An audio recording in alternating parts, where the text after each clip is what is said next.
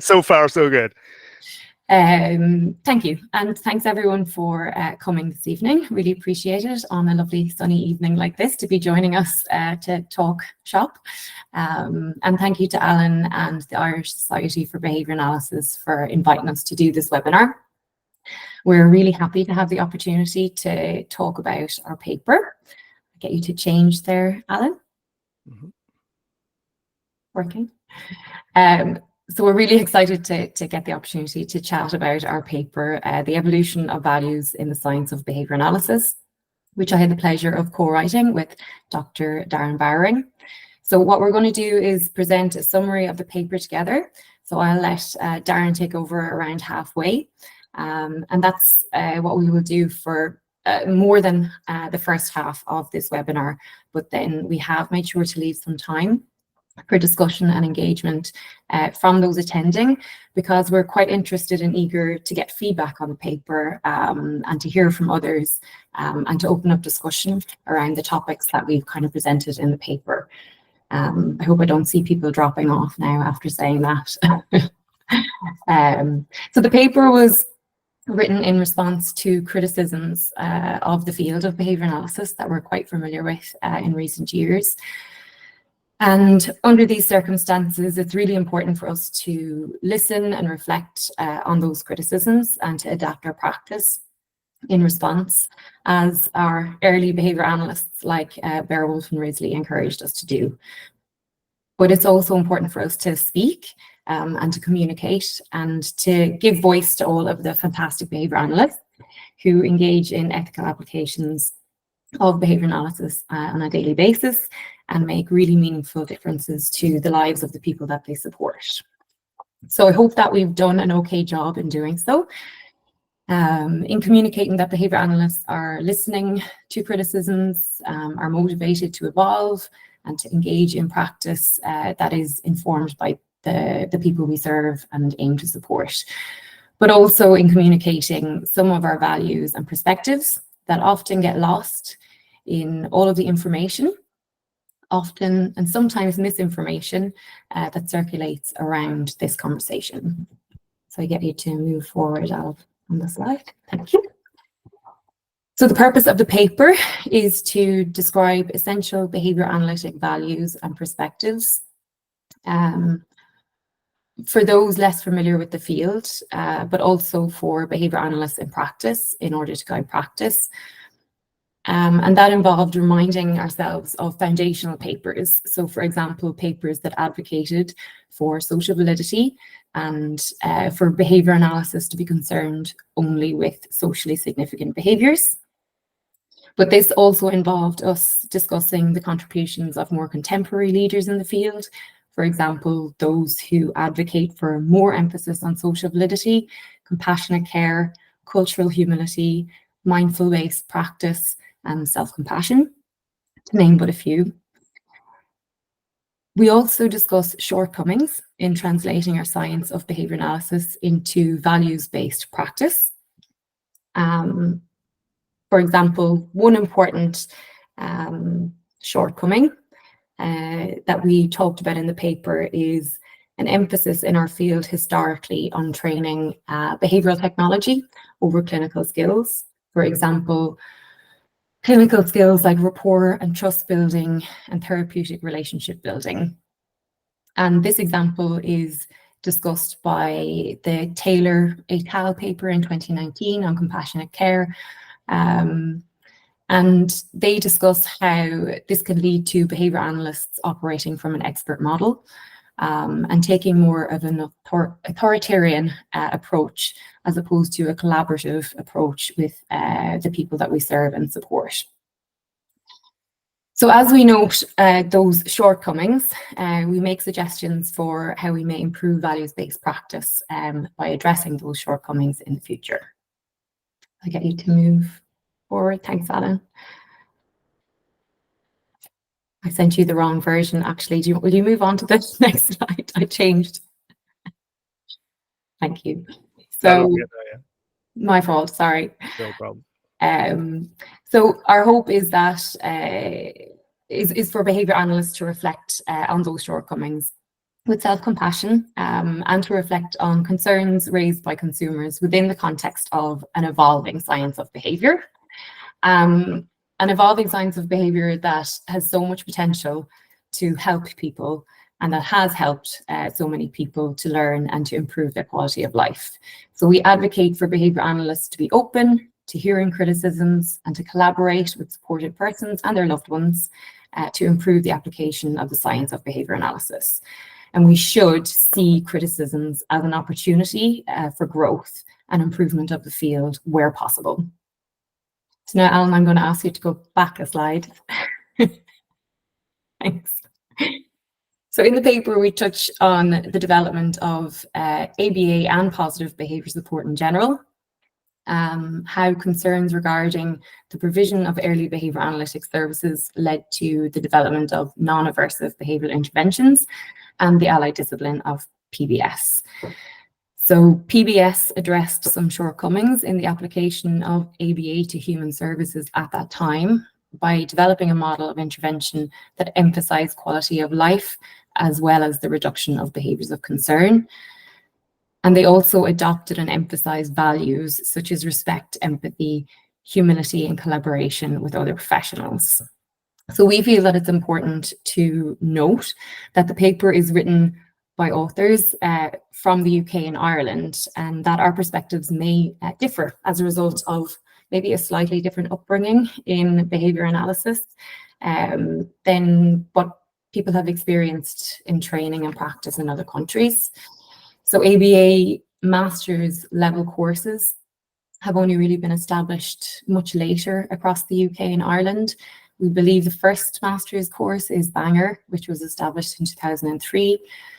The course that I work on here in Galway was established only in 2006. And then even later, the University of South Wales established a course in 2013. So these were all established post the movement towards non-aversive behavioural applications that happened in the US. And the delivery of behaviour analysis in the UK and Ireland developed initially in learning disability services at a time of human rights legislation, and it focused on improving outcomes for this population. And that played a role in PBS being embraced in these countries, and subsequently having a significant influence on the training and practice of behaviour analysts in the UK and Ireland. So we think it's just important to note that. And it's also, in general, important for us to acknowledge that, you know, behaviour analysis has developed and is evolving in varying contexts in various countries around the world, and that the cultures and systems, values, etc., have a significant influence on how behaviour analysis is practiced in line with context-specific values. So there is a lot that we could actually say about that, and much to be discussed on that topic. But I won't get completely sidetracked, but important to note all the same. If we skip to Alan. So the topics that we touch upon in order to highlight behaviour analytic perspectives are social validity, system-wide intervention, the functional perspective, strengths-based approaches, and avoidable suffering. And as we take you through each of these topics, we also highlight shortcomings and where we can grow and improve. Move on, Alan. Thank you. I'd say you can just show the full slide, Alan. It'll be fine, thanks.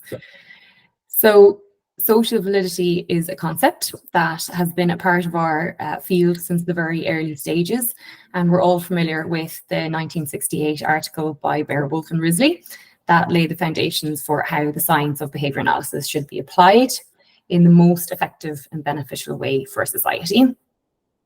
And they put forward that behaviour analysis should be applied, meaning it only deals with socially important behaviours.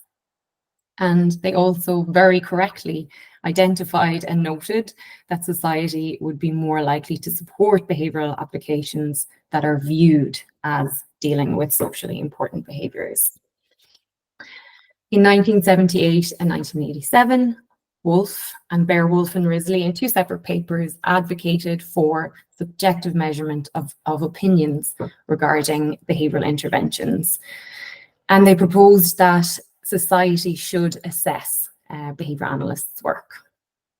And Wolf proposed, as everybody knows at this stage, that gaining an understanding of social validity, meaning how well behavioural applications are liked with regards to goals, procedures, and outcomes, should be a core part of the work that we do and should influence the work that we do on a daily basis.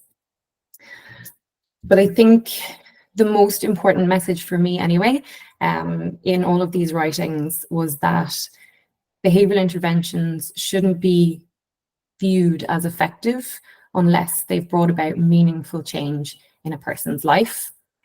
And I think you're probably all familiar with some of the examples that they gave within those papers as well, in order to demonstrate or highlight what they mean by that. So they talk about the fact that we can teach as many social skills as we like, but we still don't really know if we've had a positive impact on that person's social life, if their social life has changed at all. We can teach as many safety skills as we like and still not really know if that person is any safer. And we can teach as many language skills as we like, and again, still not really know if those specific skills that we've taught have actually had a meaningful impact on that person's life, if they can use them in different contexts, if they can use them to have their needs and wants met, if they've had any overall meaningful impact. And I think it's fair to say that it can be really easy to get sucked into teaching those individual skills in practice. And there's a real need to purposefully step back and assess and reflect on the overall value of the skills that we're teaching in a person's life as a whole. But Wolf and Risley felt that a failure by the field to seek an understanding of effectiveness from this perspective would represent a real weakness in the effectiveness of the field.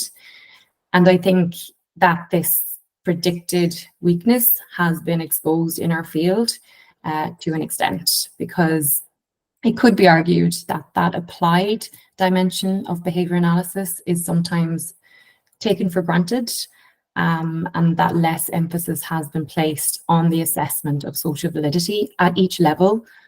So goals, procedures, and outcomes in the behaviour analytic literature.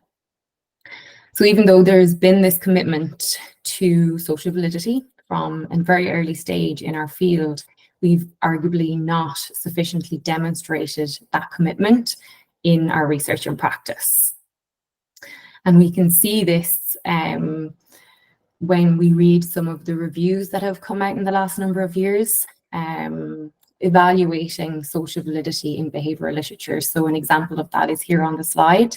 So we have a number of reviews. We've got Ferguson et al, and then we have Huntington et al, which is on the screen here. And they did systematic reviews of the literature to assess social validity measures in the behavioural literature, and found low percentages of social validity measures across articles. That's gone black for me, is it, Alan? Yeah.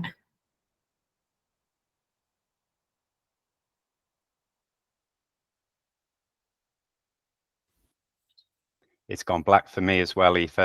I think Alan may have paused. Okay. Oh.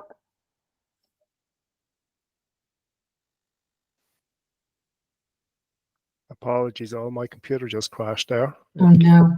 Quickly though, so don't worry. I'm gonna go back to sharing your screen. Sorry to break your flow there, Aoife. Not at all, don't worry. And one thing that I'll say now that I'm here is that there's a Q&A box for people that you'll find in the bottom right-hand corner of your screen under activities. If you click on that, you'll be able to ask questions. So if you have any questions for us, please, for Aoife and Darren there, please continue or ask them. Okay, I think we're good to go again, Aoife. Sorry about that. Right. No problem at all. Thanks, Alan. Yeah, I'll move the slide on. or you No, okay? we're good. We're good to do. Okay. Yeah, so basically, these reviews that have been published in recent years have shown a low percentage of social validity measures across behavioural articles. But they also show that there's an increase in measures of social validity in recent years, and that shows that there is an increased awareness and an increased motivation to address the issue. But we do still have a lot of work to do in that area. But I do think it's worth considering as well that we're not unique as a field in our need to engage more with users of our science. Other fields such as medicine and other areas of psychology have also increased emphasis on involving patients in every stage of the research process. And that leads to more feasible and implementable, if that's a word, interventions in the long run. So, you know, we're not alone in this need to actually develop the field in that direction. But in order to grow and to stay in line with other fields, we do need to adopt research methods that allow us to assess social validity, for example, our survey methods and qualitative methods. And adopting these methods in no way means that we're replacing quantitative methods that we always use to robustly test functional relations between the environment and behaviour. But we need both. Qualitative approaches serve a different function for our field. They allow us to hear people's stories and they allow us to tell people's stories. And that's what helps us to become more humble, empathetic, and better informed practitioners. So we need the data and we need the stories to fulfill that vision of social validity or socially valid applications of behaviour analysis that was put forward by the people who laid the foundations for our field. Okay, I'll get you to move on there. Thank you. So then I sense that everyone will relate strongly with this point around system-wide intervention, and that most people will have felt the frustration of working within a system that is not conducive to implementing behavioural interventions, those interventions that are so well learned and so well practiced in our training. I think most people will have had that moment of clarity in their work where the point being made by Bear here on the slide becomes apparent. So the point being that we're not and shouldn't be narrowed to a simple therapist-client interaction, but should consider the life systems in which behaviour analytic interventions are implemented. So every person that we support is part of a system, be that family, educational or healthcare, and the effects of individualised supports can be hindered by a system that does not support their implementation. So we do need to be able to work on a systems level and promote system-wide intervention and capable environments. And that should be a large part of our role. And that was advocated for in the earlier writings of Beowulf and Risley. But the field of behaviour analysis has been criticised for placing more emphasis on the publications and in the research for demonstrating the effectiveness of single interventions and for placing less emphasis on system-wide interventions or those interventions that don't consider context.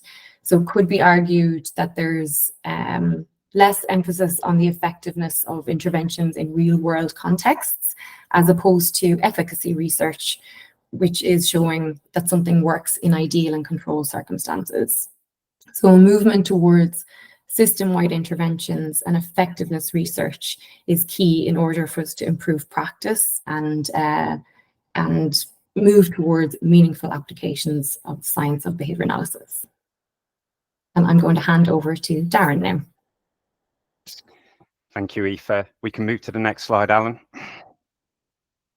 So as Aoife has been reflecting, what we are trying to do with each of these points is take key areas of the behaviour analytic literature, think about what we do well as behaviour analysts, but also what we need to do more of, reflecting on some of the criticism in recent years. So that's what I'm trying to do now in terms of looking at this idea of a functional perspective and functional assessments.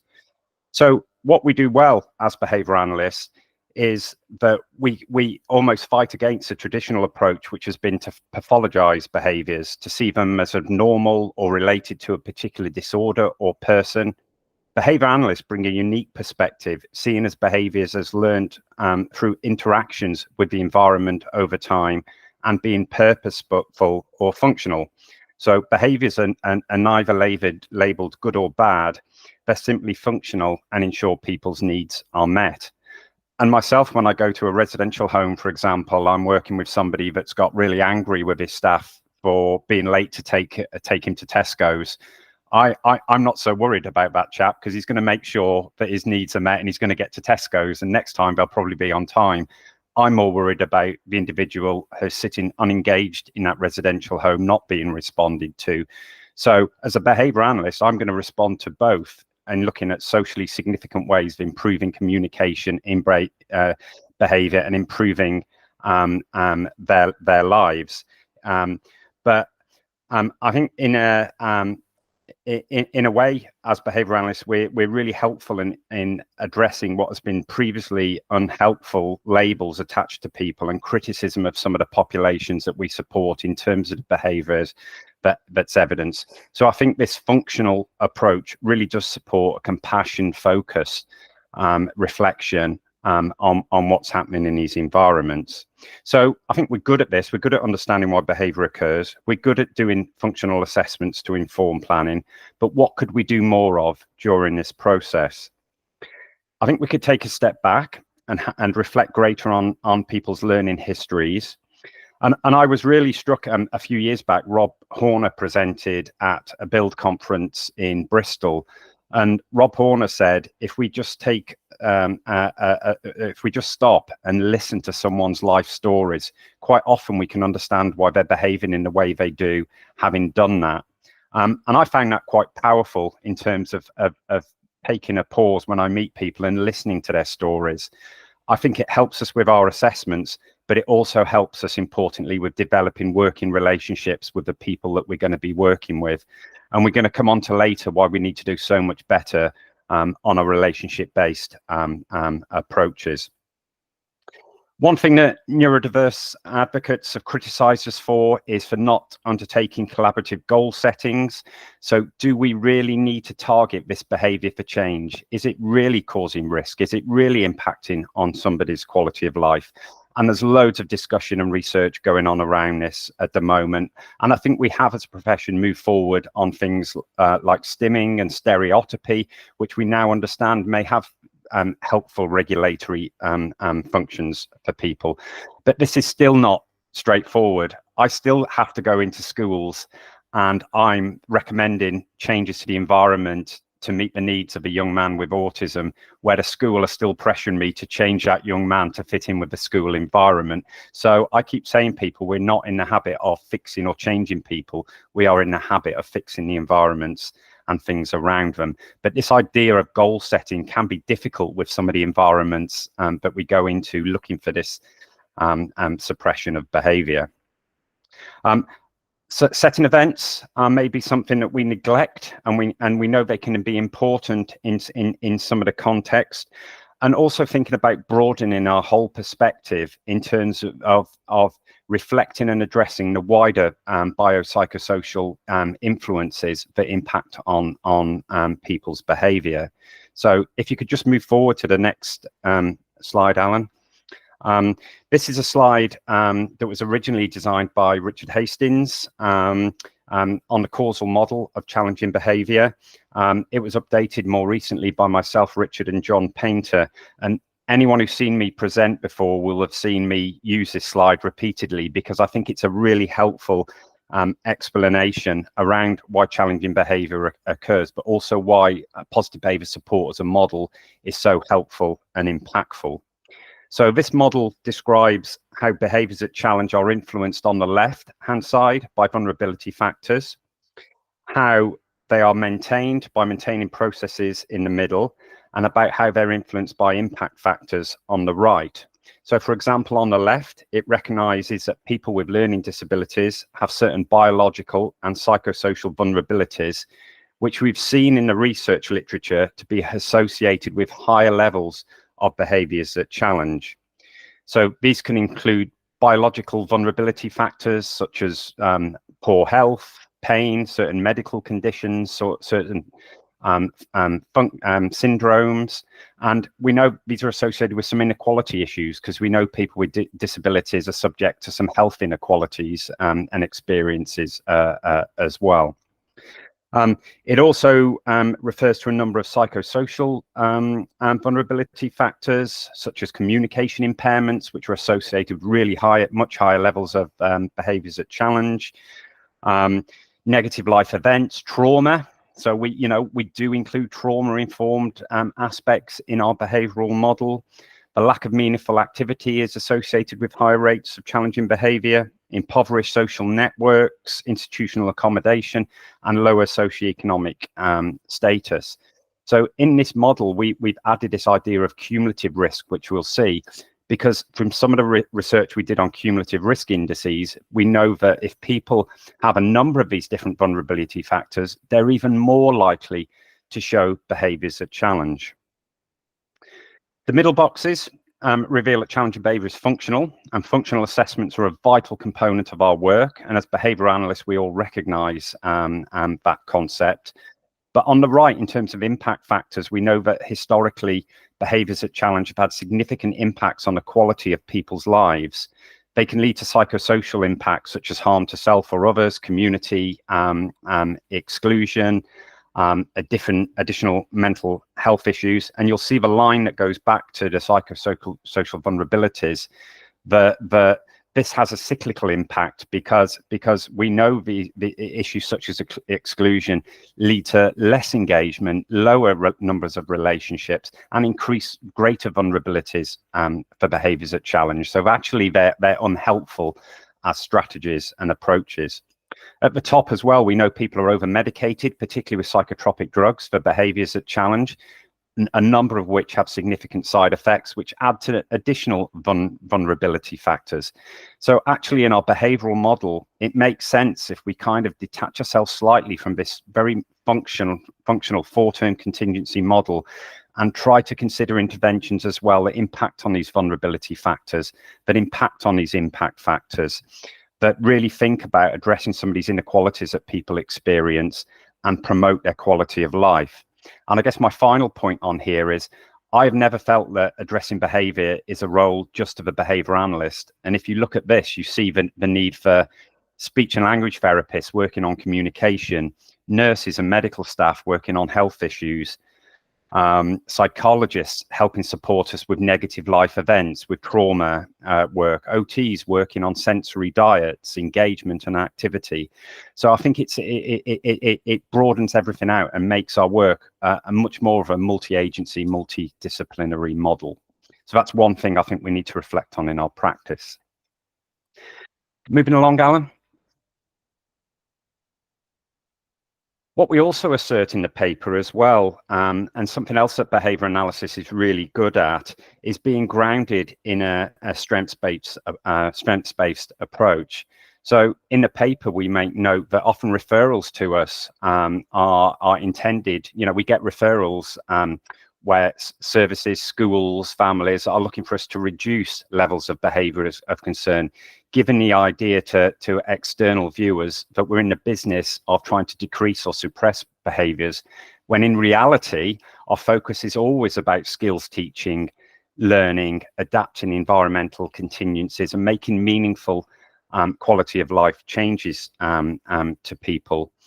Part of what I respond back as well of what we're trying to do here in Jersey is it starts even with autism assessments. And I've seen some of the traditional autism reports, which are very much based on a deficit model, listing negative behaviours and some of the issues and problems that people have, rather than being focused on diversity and people's strengths as part of a holistic assessment as well. So I think the problem for people's experiences starts at that very early assessment period. But we refer to some of the key texts from our science. So we've got papers from Gambrill, who talks about how we adapt a strengths-based approach, as behaviour analysts, how we teach meaningful behaviours, and skills that are preventative and proactive and lead to improvements in quality of life. I was struck reflecting on this today. The Gold Diamond paper on constructionalism is 50 years old this year, which is significant. And if you think 50 years ago, Israel Gold Diamond was telling us that our approach isn't to eliminate problem behavior, but to solve problems by building skills and behavioral repertoires. So this came 50 years ago at the beginning of our science, which we need to remind ourselves and others about. Sidney Bijou, who wrote extensively on child development, talked about rearranging environments, which are the keys to changing behavior and promoting learning. And of course, in the UK and Ireland, we've been hugely influenced by the work of Peter McGill on capable environments. And about our focus wherever we go in is making sure those environments are strong and capable and meet the needs of the people that they support. So we're not in the habit of changing people. We are really in the habit of changing environments. And I think largely the people I come across, the behaviour analysts I come across in the UK and Ireland, are pretty good at this sort of stuff as well. So it's probably something that we don't give ourselves a big enough pat on the back about. Next slide, Alan. So some of the recent criticism, particularly, has been citing some of the early ABA research and practice for its focus on punishment. A lot of it, Aoife mentioned, this is coming from a UK or an Irish perspective, and a lot of the criticism of this practice comes from early North American practice.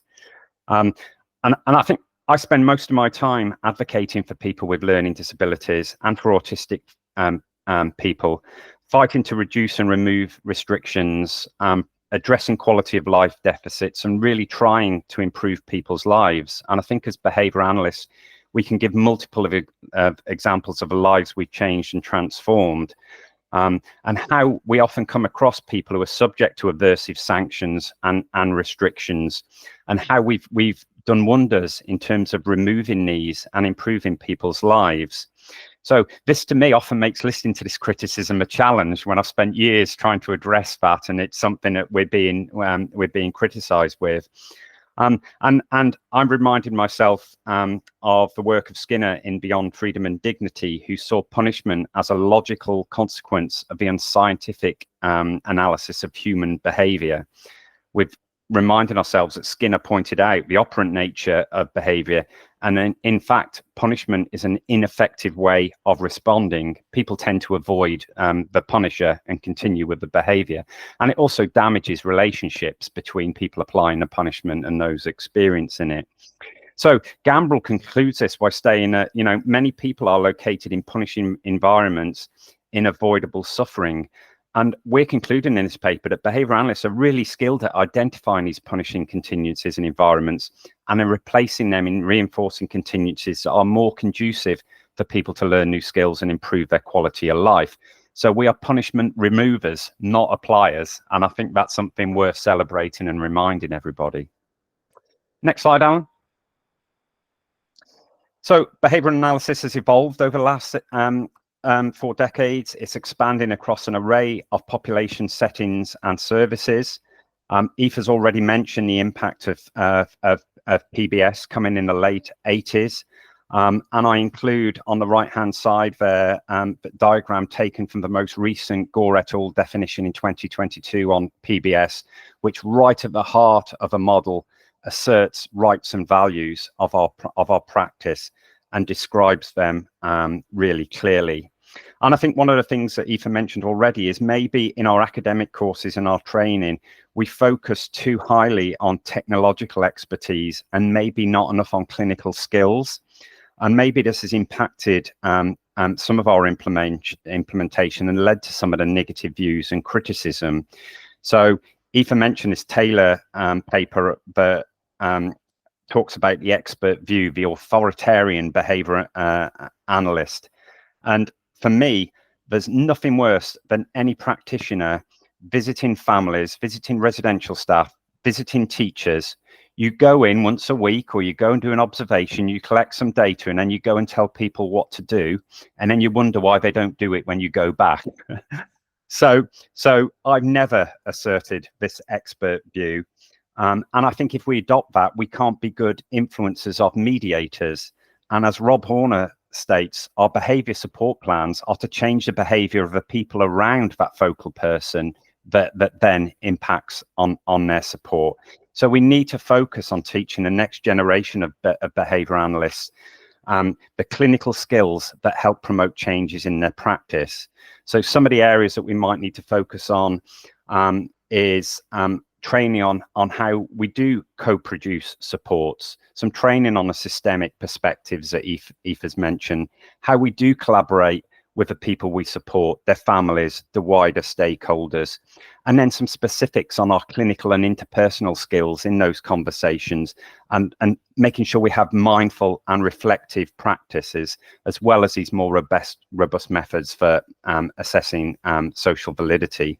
So I think some of the criticism that we've experienced in this area has been valid, and although it's hard to take for all of us at times, I do think it's likely to improve our practice going forward and the outcomes for the people that we support.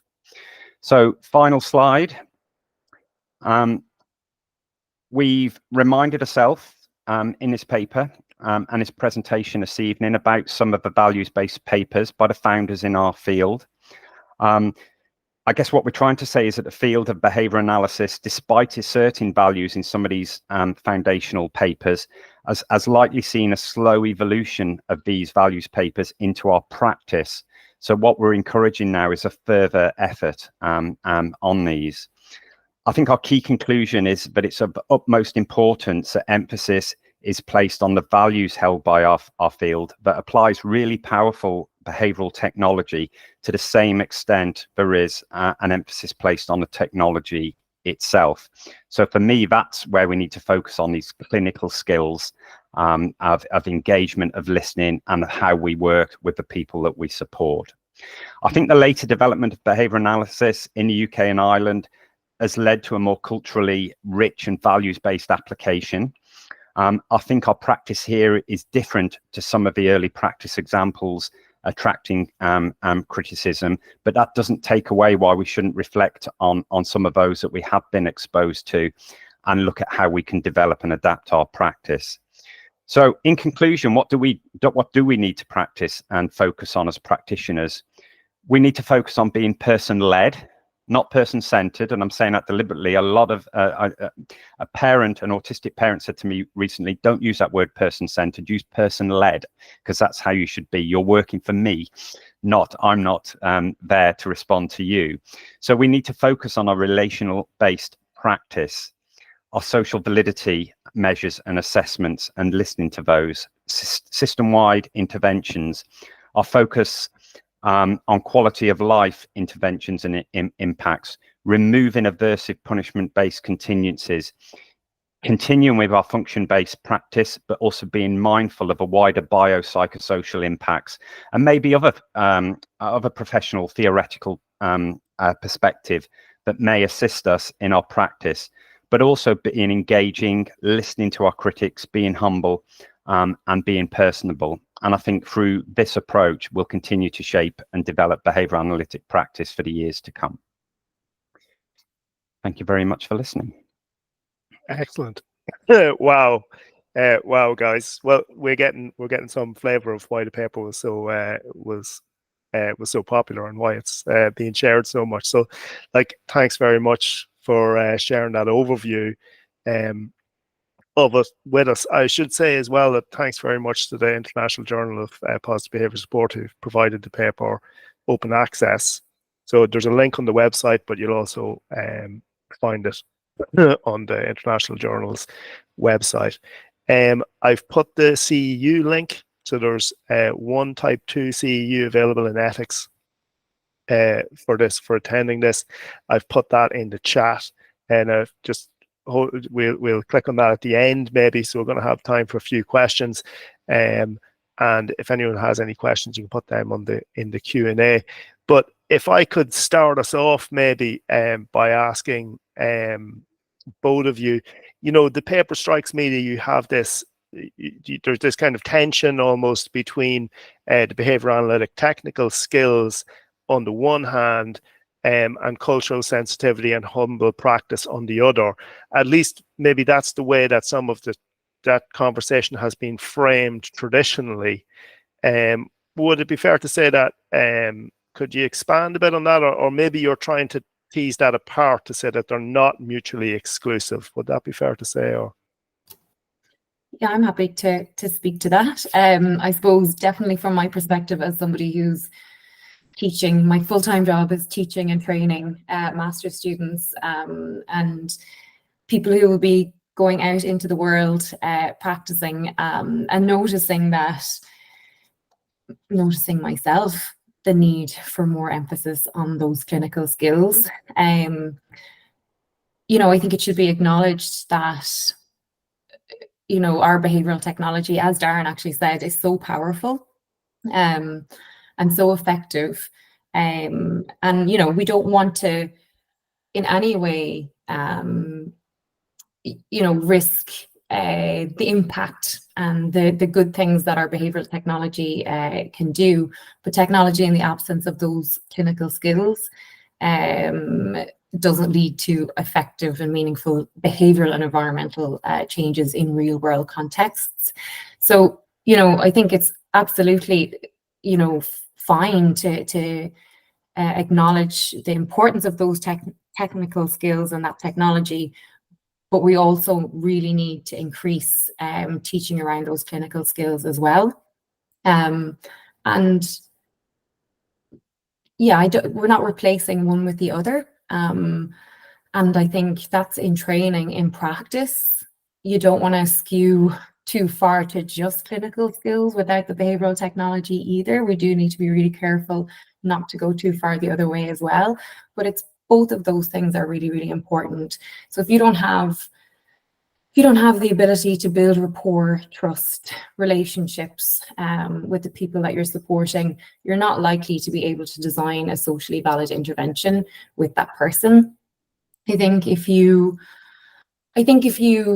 are working alongside somebody and you jump in with this behavioral technology that you're so versed with, and make all these recommendations without first meeting that person where they're at, you really run the risk of overwhelming somebody with your behavioral technology.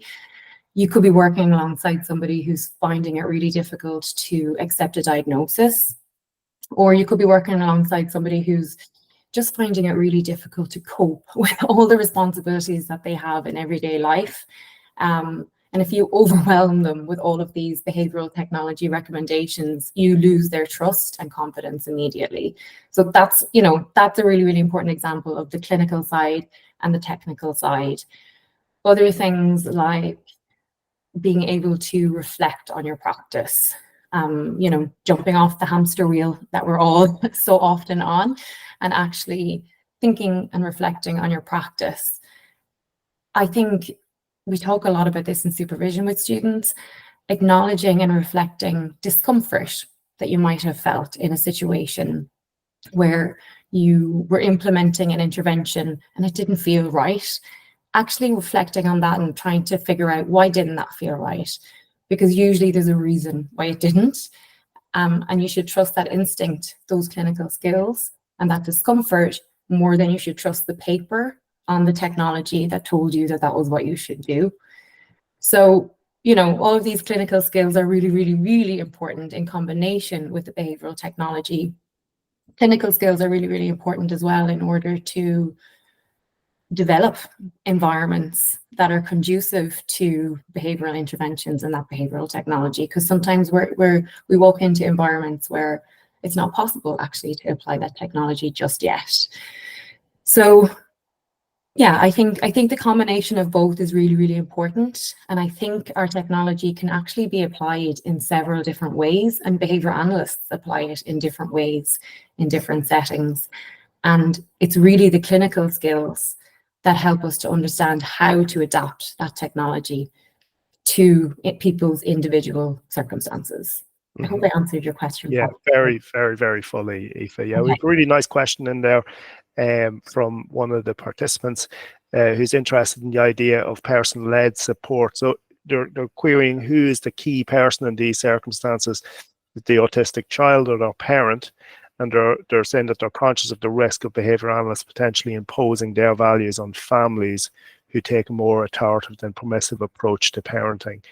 I think, Darren, you touched a little bit on some of the who chooses the goals in service. Yeah, I've got a good example on this as well, because I don't think this is straightforward for any of this. I had an example of a single autistic mother who had an autistic son who was referred to our service because she was really struggling being able to go out and do her grocery shopping, because every time they went to the supermarket, the son couldn't get through the automatic closing doors because he wanted to watch them close and open, and stood with his hands. So you've got a real good example there of a real preferred activity potentially for an autistic child, but with an autistic parent that can't do her day-to-day shopping. So sometimes it's about trying to support and come up with ways of helping that family context that understands both sides of that. And what we had to do with that one was think really systemically about how we could support the mum to be able to go shopping, and what alternative ways we could think of that child to get both sort of sensory or stereotypical needs met. So I think it's really difficult, and I think the example I gave is not uncommon as well. I've had experiences of going to residential homes where I've had referrals because people had been upset and distressed because they wanted to go somewhere, and I've been told there's not enough staff on duty to be able to take people to different places, and they all need to go to where the majority are going. Which so again, you're placed in these dilemmas where why can't each person have an individual support to go everywhere? Well, the services don't have money. So I think this idea of person-led to me is about really getting stuck into those situations, particularly with people that have had really poor experiences, usually with services before. They've had to fight to get support. They've had struggles, particularly with social workers or other professionals in the past. So for me, it's taking the time to understand the whole areas, both sides of everything, and then work collectively with everybody to try to work out solutions that are going to be in everybody's best interest. But at the heart are the people that I work with, and they are the people with learning disabilities and the people with autism that for years have been subject to significant restriction. And my biggest frustration is we continue to see papers published now that document the same inequalities that we saw 40, 50, 60 years ago on health, on community access, on over medication and all that. So the absolute person that we should be led by is those individuals that we are working to support with learning disabilities and autism that have had a horrific treatment by services and society, and they're the ones we need to do better for. Excellent. So it just requires a really thoughtful approach about where those values are coming from, as well as the systemic inequalities that people are facing, a balancing of those things. Now, in terms of, like how to go about this, so like what directions in terms of for both research and clinical practice, where do you think are important directions that the field should be pointing at the moment, or what are potential avenues for research in order to more fully answer some of these questions that your paper is raising? Where would you see us going in the future? I'll make a start with that one. Right. I think we're seeing a difference already in research. We have seen the Journal of Positive Behaviour Interventions has published more recently on topics such as cultural humility, compassionate care, therapeutic skills. So we're seeing a difference in what's being published. The International Journal of PBS, as a bit of a shameless plug here, is going to have a neurodiversity special edition next spring. So that's going to be a collection of articles, including some by autistic people, about positive behaviour support. So I think we're starting to see a difference. There was an article by Dan Caprice reviewing 10 years of the International Journal of IJPA PBS published a couple of years ago, that showed that 88% of publications had featured behavioural measures and very few on social validity and quality of life measures. Now, as we're in a science that intends to promote quality of life for the first instance, that's not great. So we've got some work to do in terms of a continued focus of some of our research. I think the biggest issue for me is they talk about behaviour analysis being expert-led. Our research is still very much expert-led. It is still dominated largely by academics out of universities who are making decisions on what to choose and doing research to people, not with. Very much like the critique of behaviour analytic practice is to people and not with. So for me, in terms of research, I think there needs to be much greater partnerships between those academics that are good at the statistics and the research models and the methodology, but with autistic people, with neurodiverse advocates, with people with learning disabilities. And I think there needs to be great collaboration on the topics, the type of things that we are doing research on, and we're striving to find out results of and do better on. And I think if we don't get to that step, then our field still retains that expert level of views with a direction of research that's not helpful for the people experiencing it on the ground. Excellent. Thanks very much, Darren. We have a couple more questions in now, and we've just got 3 minutes left, so we might give the final word then to the participants. So the first one we have is, what happens if our value and the parents' values is in conflict or is opposite to each other? Like a parent may promote the use of punishment-based strategies, and this person is querying, they struggle with compassionate care and ensuring that the program is based on the science of behavior. So where there's that direct kind of things that might be beyond the pale for us to be able to implement, any advice for that? So do you want to come in there, Aoife? You okay to come in? Yeah. So what happened if our value and parent values is opposite? Like a parent may promote the use of punishment-based strategies. I suppose I'd question whether or not that's a parent's value, or if it's just their knowledge, or if it, if it's just kind of all they've got, because that's what society is like. That's all we've got. That's what we use: punishment, traffic tickets, speeding tickets. That's what we use: punishment to control each other's behavior. That's what's used in schools. That's what's used by parents.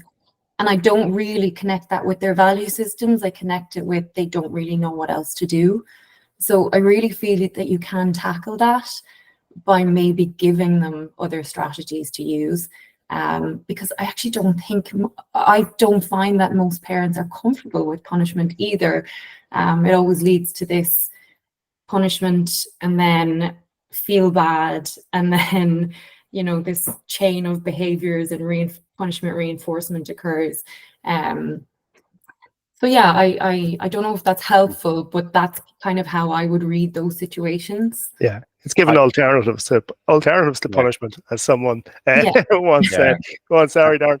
No, I was going to say, I've had this hundreds of times in my practice, and quite often a starting point is, you wouldn't need me here if your punishment was effective on changing this behaviour. It's not worked. And I've said, if your punishment is working, and but it hasn't, and that's what's led me there. So quite often it's explaining that, it's explaining why punishment doesn't work, and as he says, giving strategies. But I've had odd cases where parents say, no, I can't move on from this, it's my background. So we've come up with things like reparation. Okay, your son needs to make reparation to show he's sorry. And I've had an autistic lad, shaking back in the carpet and going up and down it in lines because he likes that, because that's what dad wants him to do to make amends for things. So I do think we need to work with families and work on their values and things. We can still challenge their practice, but we can work with people on, otherwise we don't get on side alongside. I'm not saying we go in and encourage people and say, okay, we'll continue to do your punishment, but we work at ways around that as practitioners. Of course, yeah. Well, listen, thank you both very much. I want to be conscious and respectful of people's time here, so we've come up against the hour, even though we had a little technical crash there in the middle of it, so sorry about that. I hope it didn't interrupt it too much. So thanks both very, very much for your time. The CEU link is in the chat. We've recorded this. I'll post it on the website afterwards, and if there's any questions after that, please feel free to reach out. Okay, so thanks very much, everybody. Thanks for coming. And Darren and Aoife, all the best. Thank you. Bye.